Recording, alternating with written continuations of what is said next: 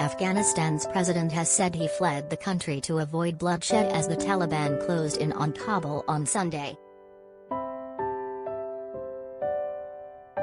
Reports filtered in from early afternoon that Ashraf Ghani had left the capital for Tajikistan as militant fighters closed in.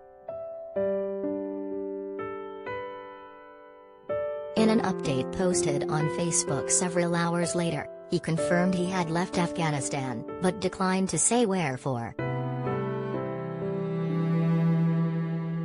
Ghani said he believed his presence would encourage clashes with the Taliban, endangering the lives of millions.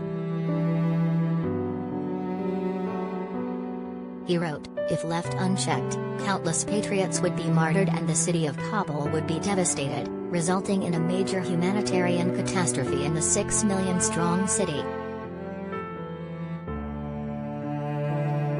Do you have a view on this story?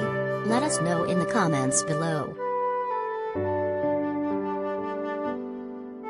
The Taliban had made it clear that they were ready to carry out a bloody attack on all of Kabul and the people of Kabul to oust me. In order to prevent a flood of bloodshed, I decided to leave. His departure has left the hardline Islamists close to a return to power 20 years after they were chased out by the U.S. Kabul, and the wider country, has been rocked by a chaotic day, with Taliban forces surging through the streets. As night fell, local television One TV reported that multiple explosions were heard. It said gunfire could be heard near the airport, where foreign diplomats, officials and other Afghans fled seeking to leave the country. Aid Group Emergency said 80 wounded people had been brought to its hospital in Kabul, which was at capacity. It is not yet clear how exactly power would be transferred following the Taliban's lightning sweep in recent weeks across Afghanistan. Their advance accelerated as U.S. and other foreign troops withdrew in line with President Joe Biden's desire to end the war.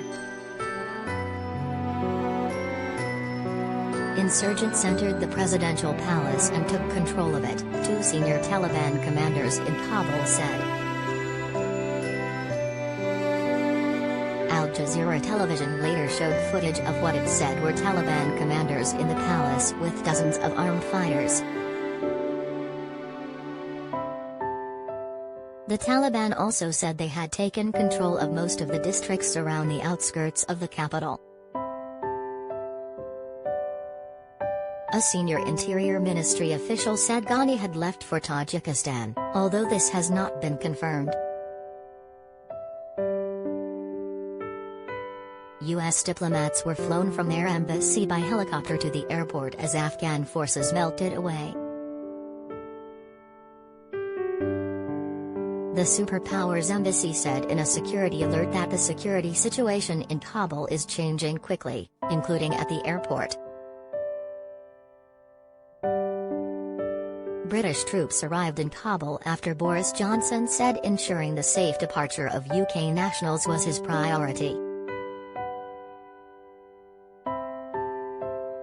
Our priority is to make sure that we deliver on our obligations to British nationals in Afghanistan, all those who helped the British effort in Afghanistan over 20 years, he said.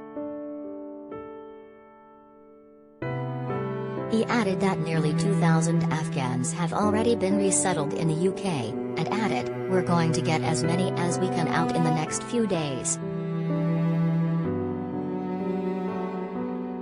Sign up for our daily newsletter to keep up to date with all the essential information at www.mirror.co.uk/email.